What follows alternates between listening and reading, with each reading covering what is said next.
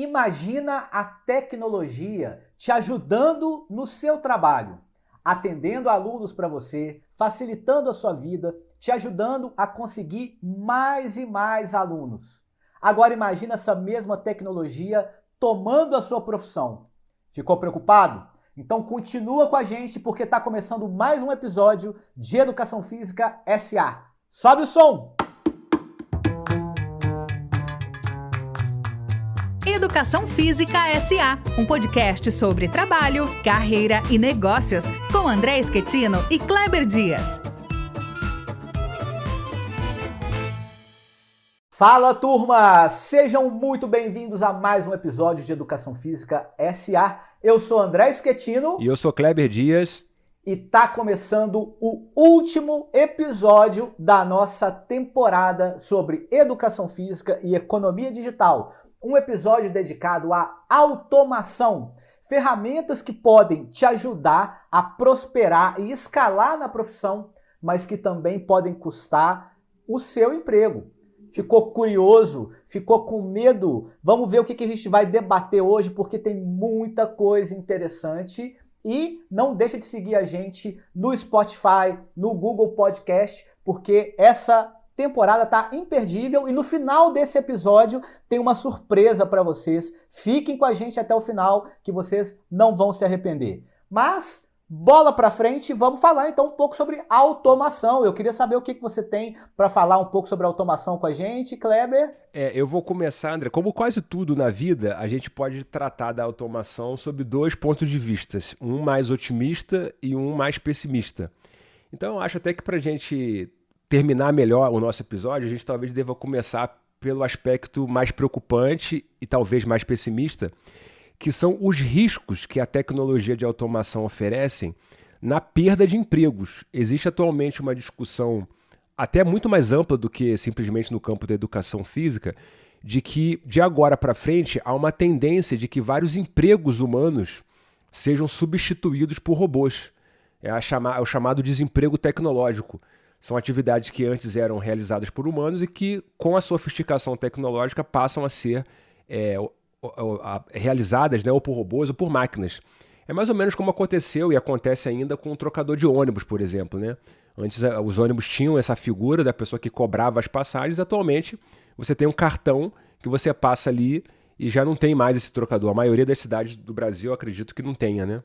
Na verdade, isso já vem acontecendo em larga escala e há muito tempo, desde a verdade da Revolução Industrial, quando começaram as máquinas, porque o que a gente tem visto, talvez a gente não perceba, talvez agora nas grandes cidades a gente tem visto esse processo se radicalizar por conta da economia digital, do aspecto tecnológico, digamos, da informática e da internet. Mas, por exemplo, no campo, né, o famoso agro aí tão propalado, ele substituiu centenas ou milhares de empregos por máquinas. Hoje em dia você tem máquinas que fazem a colheita, que fazem todo o trabalho que antes eram feito por pessoas, e isso agora está começando a acontecer nas grandes cidades. Inclusive, eu vi recentemente uma reportagem que falava de profissões que muito em breve não existiriam mais, pois seriam substituídas pelo trabalho automatizado, pelo trabalho aí dos robôs, enfim. Há uns meses atrás, não sei se você viu essa notícia, não sei se foi há uns meses ou até talvez no ano passado, o New York Times ele publicou uma notícia sobre um jogo de beisebol num dia, e no dia seguinte ele publicou uma notícia seguinte relativa a essa notícia sobre o jogo de beisebol, comentando que aquela notícia tinha sido escrita por robôs.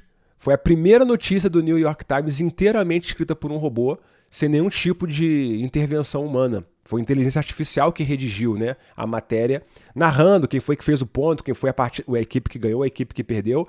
E o que é interessante é que antes da divulgação do fato da notícia ter sido redigida por robôs, ninguém notou.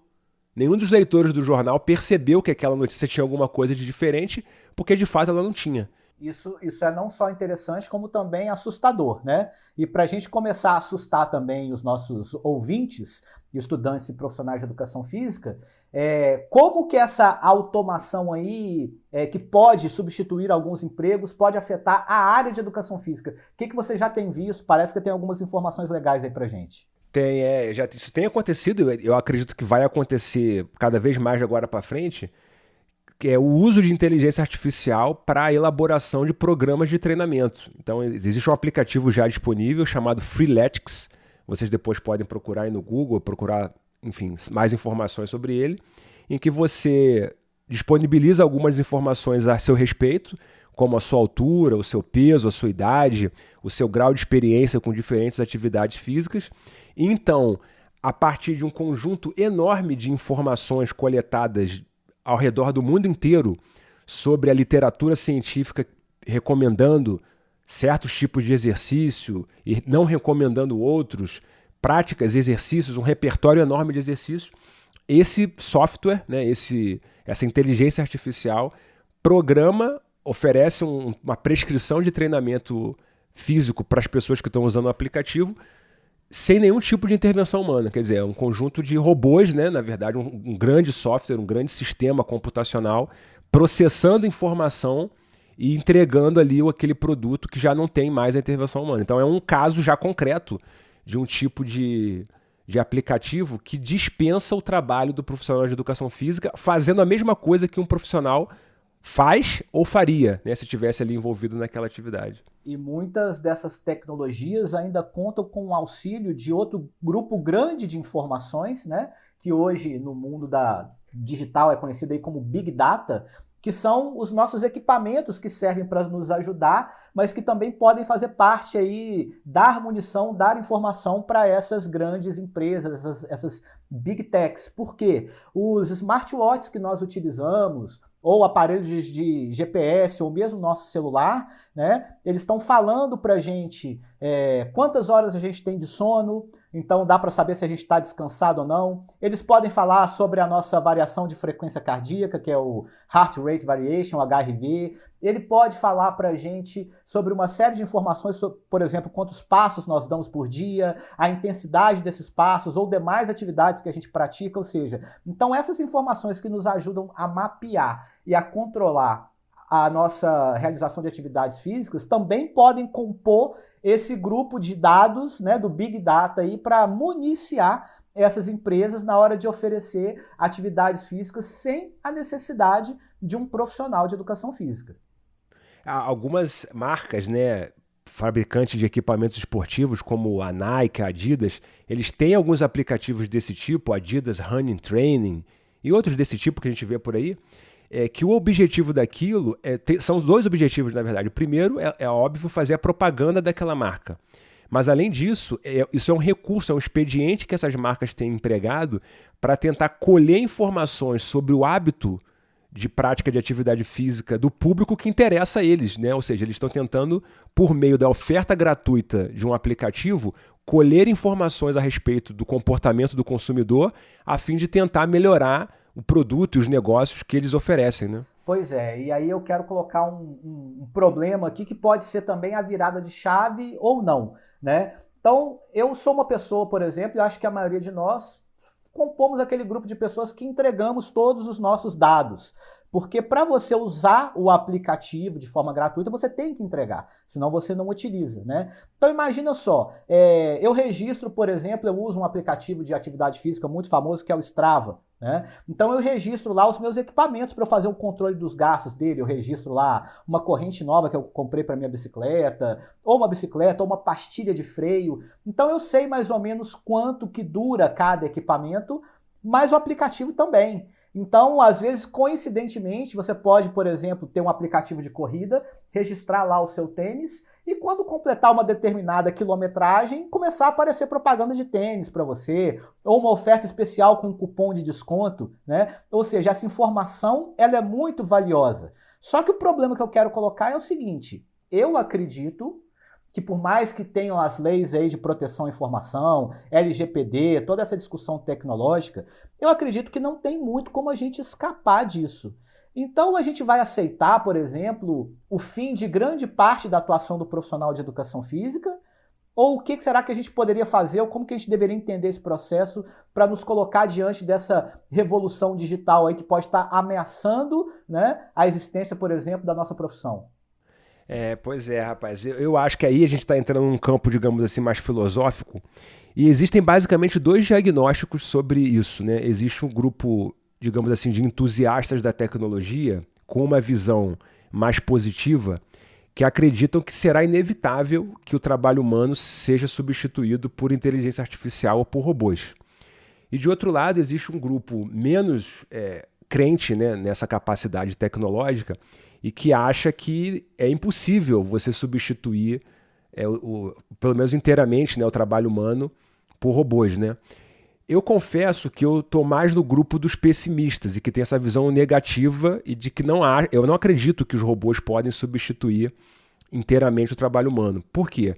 Porque ainda que tecnicamente o robô possa prescrever o treinamento, existe alguma coisa na nossa natureza humana que nos impele a ter uma relação com outro ser humano.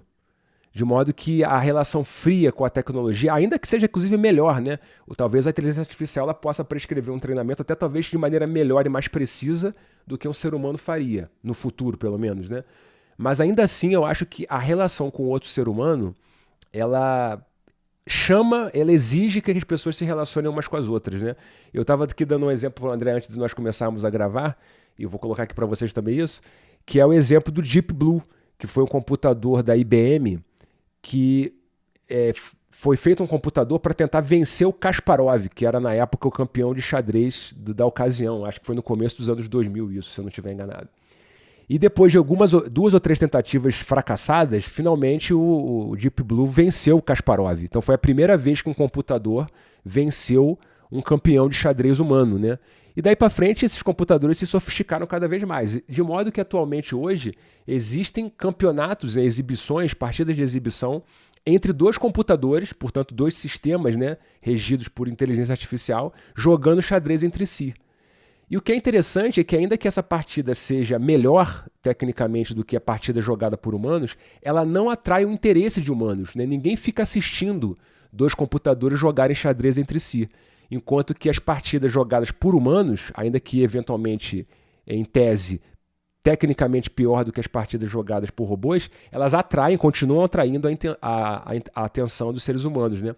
Não sei se você sabe, André, os biólogos evolutivos dizem que o único animal que assiste a sua espécie brincar é o ser humano. Várias espécies brincam, né? Quem tem cachorro sabe, o cachorro brinca. Mas você não vê um grupo de cachorros assistindo outros cachorros jogarem. O ser humano é o único animal que se conhece, né, segundo os biólogos evolutivos dizem, que tem a capacidade e o interesse de assistir outros animais da sua mesma espécie brincando. A gente gosta tanto disso que a gente até coloca outros animais para brincarem, né? Como já houve no passado briga de galo, briga de urso, né? Corrida de pombo. Exatamente. E essa visão que você coloca aí como pessimista, no sentido das máquinas não substituírem totalmente os humanos, da inteligência artificial não substituir totalmente o trabalho humano, eu vejo como, na verdade, otimista, né? Acho que é o que vai garantir, digamos, a nossa sobrevivência. Eu acho que essa inteligência artificial, ela vai dar conta, talvez, de uma pequena parcela de pessoas que se adapte a ela. Né? Pelo menos hoje, que é aquela provocação que eu fiz para você. Ah, não, a gente prefere ver os humanos, ou então a gente prefere ter o nosso exercício prescrito por um humano. Aí eu brinquei com você, mas com um certo medinho. Eu falei, nós, hoje. Mas e as próximas gerações que virão? Será que elas já não virão mais adaptadas a essa questão? Mas por que eu acho que tem um componente muito forte nisso? Que é um componente, digamos, da nossa existência humana, que talvez seja uma fraqueza, mas que é essa fraqueza que nos torna humanos e que pode garantir, digamos, a nossa sobrevivência, né? Nesse papo filosófico.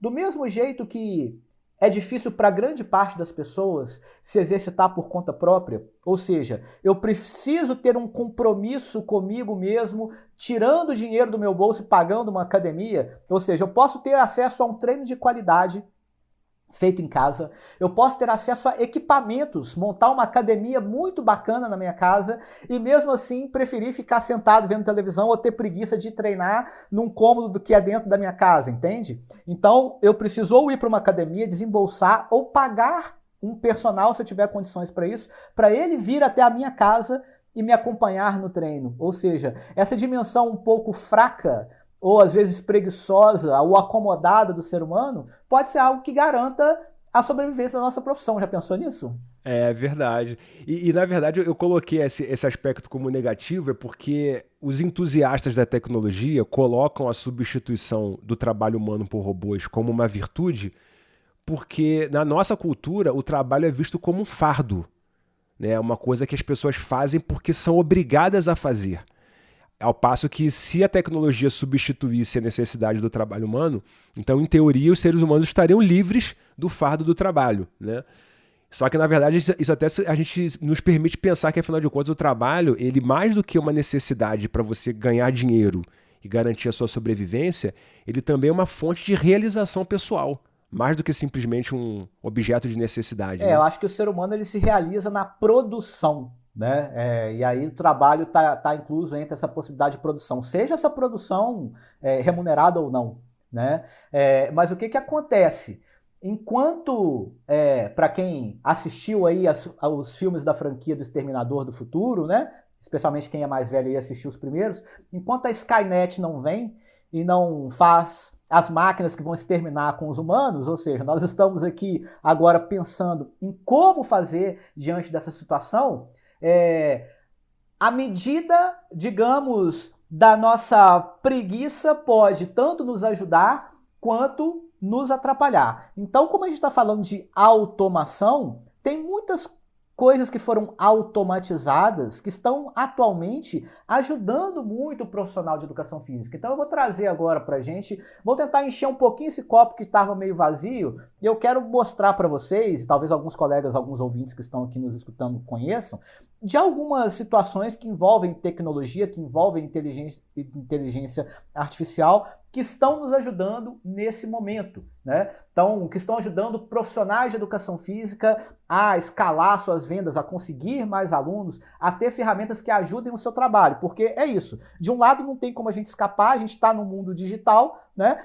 E por outro, a gente também precisa crescer na profissão e pensar em alternativas para essas tecnologias que estão surgindo, né? Pensa bem, eu já trabalho há muito tempo na área, vou denunciar a minha idade aqui, mas quando eu dava aula de hidroginástica, eu montava fitas cassete para poder dar aula, né? E essas fitas cassete elas eram desejadas por outros profissionais. Nossa, que fita legal, deixa eu copiar. E depois da fita, o CD, né? Depois do CD, o pendrive. E hoje você já pode dar aula conectado ali com o Spotify, esse mesmo Spotify que você, querido ouvinte, tá escutando a gente. Você pode conectar uma playlist que você nem fez. Se você digitar lá músicas para aula coletiva no Spotify, você vai achar músicas e você vai poder dar a sua aula, né? Então, você podia anotar, por exemplo, fazer o seu controle de alunos antes na sua agendinha, né? Depois numa planilha no Excel, hoje numa planilha na nuvem, ou seja, não tem como a gente escapar e realmente tem ajudado muito a gente. Então eu quero comentar com vocês de algumas iniciativas que estão nos ajudando muito, né? Eu vou citar duas básicas. Primeiro são as ferramentas e sistemas de gestão de alunos e de prescrição de treinamento e análise de desempenho. Então, através dessas ferramentas, você consegue controlar os seus alunos, mandar treino para eles, mandar feedback de treino. Então, isso tem ajudado muito na comunicação, né? Se não de forma automatizada, de forma bem mais escalável, bem mais com economia de tempo. E a outra forma são os produtos e serviços que também vêm possibilitar com que o profissional trabalhe online. Exemplo, você que é personal online e você tem aí, digamos, 50, 60 alunos. Então você tem 50, 60 alunos te procurando diariamente com algumas dúvidas. Professor, como que eu executo a remada curvada, né? E você pode ou gravar você executando a remada curvada e mandar para ele, ou você pode assinar um serviço onde tem muitos, milhares, centenas de exercícios já filmados, prontos, com a execução correta, dando acesso para os seus alunos e falar que, ó, é só você acessar esse link aqui, digitar a remada curvada que você vai ver a execução correta do seu exercício. Então essas ferramentas têm ajudado muito os estudantes e profissionais de educação física, né? E André, você conhece alguma ferramenta que... Porque eu vejo que tem alguns serviços, né, de personal, não exatamente de personal, mas serviço de prescrição de exercícios online, em que algumas pessoas conseguem ter, como a gente já comentou aqui num outro episódio, dezenas de milhares de alunos, né? E para a pessoa enviar e elaborar planilhas de treinamento para dezenas de milhares de alunos, naturalmente ela não faz uma a uma. Ela precisa, de algum modo, automatizar um pouco esse processo de prescrição de treinamento. E eu me pergunto sempre como é que essas pessoas fazem na prática, né? Você sabe se tem programas, né, que se usa para fazer esse tipo de coisa? Como é que é? Existem alguns programas, inclusive, que são utilizados até por grandes redes de academia. Né? Uma das academias onde eu me exercito, por exemplo, ela tem um sistema que ela é semi-automatizado. Você entra num aplicativo, coloca lá os seus dados, coloca o seu tempo disponível para fazer exercício, coloca quantas vezes na semana você vai, etc. E ela te devolve uma ficha, né? Então, o programa, ele gera essa ficha de forma automatizada, mas essa ficha, ela é supervisionada por um profissional de educação física, como um farmacêutico que vai assinar uma determinada receita, né? Então, essa ficha, ela é supervisionada por um profissional que apenas vai lá dar o ok. Por exemplo, apertar um botão, ele necessariamente nem faz a ficha, mas ele confere para ver se está tudo certo, se não tem nada, né? E essa ficha também é passível de revisão através desses aplicativos por parte dos alunos, ou seja, quando antes você tinha um profissional que fazia uma anamnese com o aluno e que fazia a ficha e que chegava na academia para ensinar para o aluno o exercício e passar a ficha, hoje você tem esse sistema automatizado, onde o aluno coloca os seus dados, vai a ficha, o profissional dá um ok, mesmo porque, por questões legais, tem que ter, digamos, a assinatura, o CREF lá do profissional que está responsável por aquele programa de exercício ou por estar na academia naquele momento, e aí o aluno executa. E nas academias a gente sabe como é que é, principalmente essas academias de rede, você tem um profissional que pode dar conta do salão naquele momento, e muitos dos equipamentos dessas academias mais modernas tem um botãozinho que você pode chamar o profissional, mas se não tiver um botãozinho, você pode chamar o profissional você mesmo, né? Me ajuda aqui. Usando a sua própria voz. Usando a sua própria voz. Tem esse exercício aqui na minha ficha, como eu faço? Então, o profissional que está no salão, não se sinta ofendido, os colegas de profissão, ele acaba virando naquele momento um explicador de exercício. Entende? Porque a ficha não foi feita por ele, ele não conhece o aluno profundamente, ele vai conhecer à medida que o aluno está lá frequentando a academia e ele vai conhecendo, mas não tem aquela relação tão próxima de alguém que fez a sua anamnese, que fez a sua ficha, que está te acompanhando. É claro que essa relação vai se dar no dia a dia se você for um aluno que gosta de ter mais interação com o profissional, mas o mundo de hoje está fugindo cada vez mais desse tipo de interação. Por isso que eu tenho minhas dúvidas sobre as gerações futuras. Por exemplo, tem uma piada que não é tão piada, que fala que a chamada geração Z, ou que essa turma mais avançada aqui, né, dos dias de hoje, que eles não sabem ligar. Né? Não me liga não, toca o telefone e a pessoa não sabe o que fazer, me manda uma mensagem no WhatsApp. Eu já ouvi relato de jovens que começam relações afetivas, né, por meio de aplicativos de relacionamento, e quando eles chegam no momento de se encontrar pessoalmente, porque chega uma hora que a pessoa tem que se encontrar pessoalmente, eles ficam embaraçados, porque eles se relacionam, são muito conversados e interativos na interação à distância, mediada pelo aplicativo. Mas quando chega na hora da relação tete a tete ali, né, cara a cara, eles começam a ter um certo falta de traquejo mesmo pro relacionamento social, né? Exatamente. Então ela se sente mais confortável em ver um vídeo de execução de exercício e fazer na academia do que necessariamente de chamar o profissional para ajudá-lo. Claro que eu não estou tomando como uma unanimidade, mas grande parte das pessoas hoje foi perdendo, né, essa coisa, não me liga, me manda mensagem, né, me manda áudio, ou enfim, né, então tem perdido um pouco desse traquejo social aí. Mas ao mesmo tempo, André, que eu concordo com esse aspecto que você está colocando, eu acho que isso reforça um pouco a necessidade dos profissionais de educação física, em particular, que é o caso que a gente está tratando aqui, de investirem, de se preocuparem com o modo como eles organizam no seu trabalho as redes de sociabilidade. Porque mesmo esse jovem dessa geração que tem essa dificuldade de relacionamento, quando ele se vê enredado numa rede de relacionamento rica, estimulante, divertida, interativa, ele gosta disso. Ele pode ter dificuldade no primeiro momento, mas uma vez que ele encontre um ambiente em que isso foi construído, e aí isso talvez seja uma tarefa do profissional de educação física, pensar uma maneira de estabelecer vínculos de pertencimento, de relacionamento social entre o grupo que frequenta aquele espaço que ele coordena, talvez seja uma tarefa urgente dos profissionais, e já fazem isso, né? Mas é uma tarefa urgente de aprofundar essa capacidade. Isso foi muito radicalizado por força da necessidade por conta da pandemia, né? Porque com a pandemia, com aquele isolamento inicial e que durou muito tempo, radical que nós tivemos, ocorreu um adoecimento da população, em termos literais mesmo, de saúde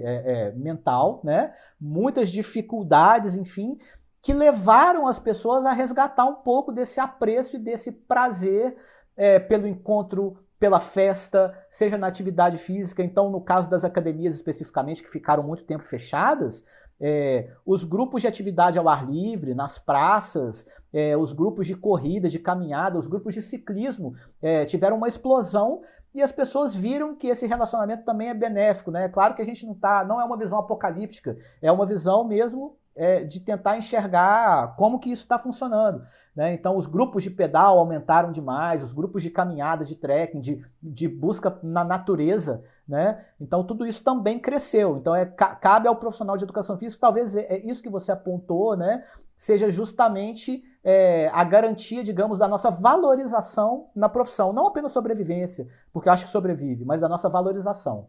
E é interessante porque aquele perfil do profissional de educação física mais sociável, até um pouco mais festivo, né, mais extrovertido, que até durante um tempo foi visto como uma coisa negativa, né, como aquela figura que apela muito para essa capacidade de interação, às vezes até em detrimento, né, com menos ênfase na dimensão da prescrição técnica.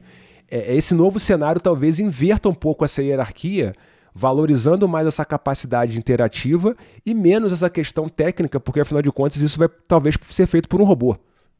Exatamente. Então, às vezes o robô vai dar conta de uma questão técnica e o profissional de educação física vai cuidar, digamos, da parte humana e, claro, vai ter também todo o conhecimento técnico, que é a base da formação do profissional, mas, pelo menos por enquanto, a gente não encontra nenhum robô que dê conta dessa interação mais humana, né? E aí, assim, mesmo que eventualmente no futuro as pessoas estejam trabalhando para isso em alguma medida, robôs que expressem emoções, eu não sei, né? Talvez algum estudioso da inteligência artificial, dessa relação com as máquinas, pudesse dar um tom diferente para o debate, mas eu não acho que a dimensão humana ela não é copiável. Eu acho que ela pode ser copiável pelas máquinas, né, com a evolução e tudo mais, mas eu acho que tem algum aspecto ainda que vai garantir, digamos, algo que é só nosso, entende? Eu não sei se eu estou sendo, digamos, inocente nesse assunto ou não. O Miguel Nicoleles, né, que é um grande neurocientista brasileiro, ele diz uma coisa interessante, que ele fala que a inteligência artificial, ela nem é inteligente, nem é artificial, porque ela é feita por humanos, portanto ela não é artificial, e ela não é inteligente porque ela só faz o que ensinam para ela. Não há uma capacidade criativa nas máquinas, né? Então ela precisa ser treinada. Exatamente. E vou te falar, eu acho que, pelo menos nesse momento, a inteligência artificial ou os robôs, e a automação, eles são mais um instrumento da brincadeira humana, sabe? Eu adoro ver, nos Jogos Olímpicos de Tóquio teve o robô que fazia a cesta de 3 no basquete, que acertava todas, ele calculava a distância, o peso da bola, ou o robô que dá a batida lá na bola de beisebol, sabe? Tipo assim, o ser humano se diverte vendo essas coisas. É claro que um dia essa brincadeira pode custar caro, pode vir uma coisa um pouco séria, né? As armas surgiram nesse sentido também, né? Olha essa arma mais poderosa, olha essa mais poderosa ainda, e olha agora, né, o perigo que a gente tá. Tudo bem, mas eu acho que o ser humano, ele brinca, né? E como um ser humano também, que é racional até uma certa medida, de sentimento e até outras, ele brinca também com o perigo, né? Não à toa nós temos aí o prêmio Darwin, né, que mostra aí os seres humanos fazendo algumas coisas que ameaçam a própria existência e, na verdade, culminam, né, no caso do prêmio Darwin, muitas vezes com a morte das pessoas, né? Vide o padre do balão aí. Não, tem um deleite, né, de a gente ver se deleitar mesmo com o engenho da capacidade humana fazendo robôs, né, fazendo robôs que são capazes de feitos extraordinários, igual esse que você falou de acertar as cestas de 3. E com, e com a falta de engenho também. Tipo, eu dei o exemplo do padre do balão aí, se quem tá ouvindo não conhece, né? Foi aquele padre que colocou um monte de balões, né, no corpo e ele simplesmente... Ele morreu, né? Ele foi sem preparo nenhum, né? Enfim, eu não vou destacar aqui para o episódio não ficar muito grande, mas procure no Google aí padre do balão e vejam o que aconteceu com o nosso colega ser humano. André, eu acho o seguinte, cara, eu acho que duas observações assim, finais da minha parte, porque a gente já está aqui no nosso tempo, né? Eu acho que essas forças todas de transformação tecnológica, elas são inescapáveis, né? Como eu sempre costumo dizer, a realidade não se subordina à nossa vontade, então você pode aprovar, pode desaprovar, pode gostar, pode não gostar, isso vai continuar acontecendo independente das nossas opiniões. Ninguém controla isso, né? Não há uma pessoa, um grupo de indivíduos capazes de controlar isso. Essas transformações são involuntárias, elas vão acontecendo, e esse é um primeiro aspecto. E por outro lado, por que eu não acho que... Não fico tão preocupado com isso, porque nós vemos esse tipo de coisa acontecer desde o final do século XIX, e a humanidade sobrevive, e eu acho que vai continuar sobrevivendo, né? Eu lembro que o meu irmão, ele tinha uma namorada cujo pai trabalhava fazendo manutenção de máquinas de datilografia, isso ainda no começo dos anos 90, né?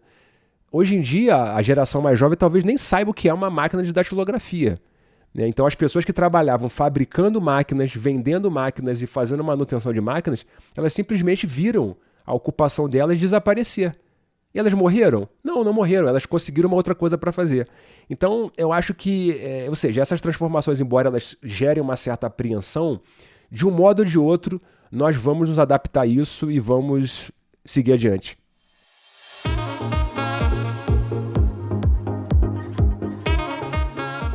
Muito bem observado. E eu quero saber, na verdade, de quem está ouvindo a gente, como essas transformações estão atingindo você, né, profissional de educação física, porque é isso, né?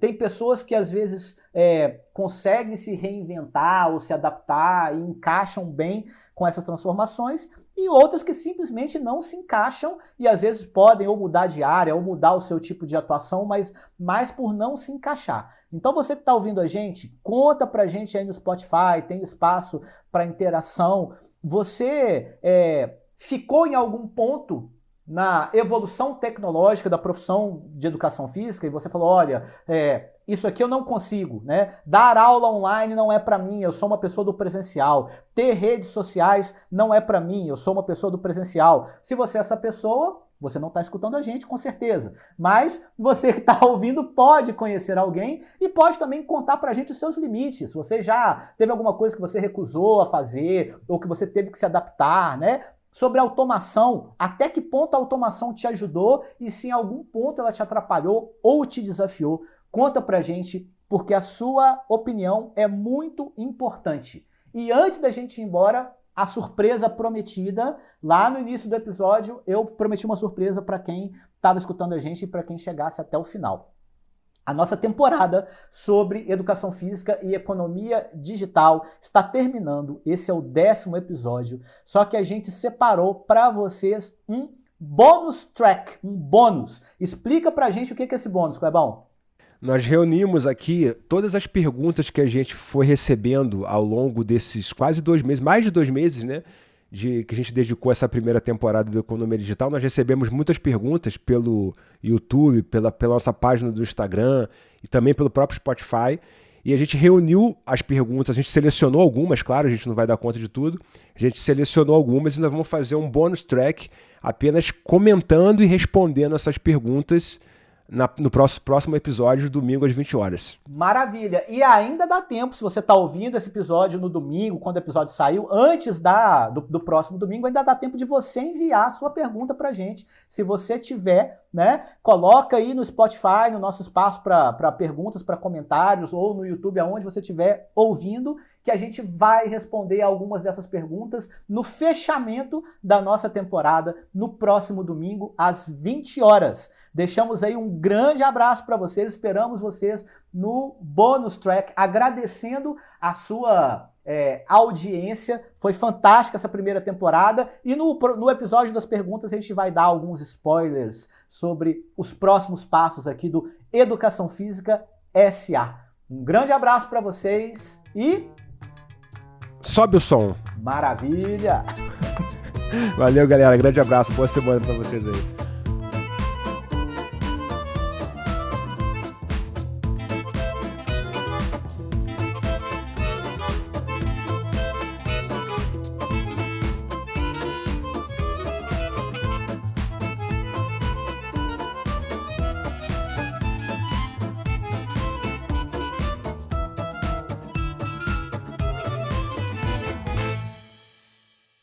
Teve bom, né, cara? Acho que esse foi bom, você não achou? É o tipo de discussão que eu gosto. Não sei se os ouvintes gostam, né?